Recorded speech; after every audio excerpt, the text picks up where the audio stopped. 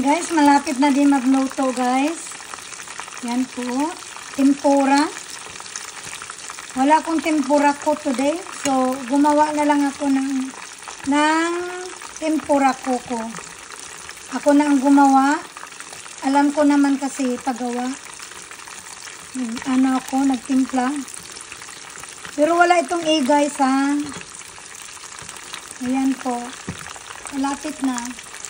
Tingnan mo guys ha. Malapit na ito. Huwag natin i-overcook kasi magda-dry yung ano. Ayan. Tama na ito.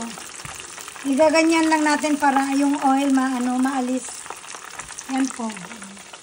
Huwag masyadong overcook kasi magda-dry.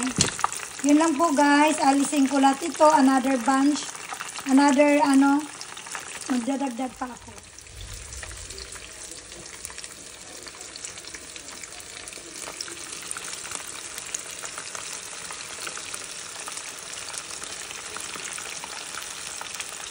Ito ay second batch guys.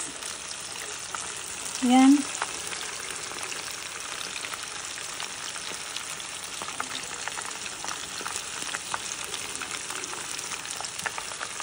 Ito guys. Lagyan mo siya ng Japanese style tempura. Ayan po guys, dekimashita. Yan po ang tempura. Guys, okay na po. O yan, gawa na po lahat. Kakain na kami ng dinner. Bye guys, like and subscribe. Thank you. God bless you all. Yan, dinner na po. Bye.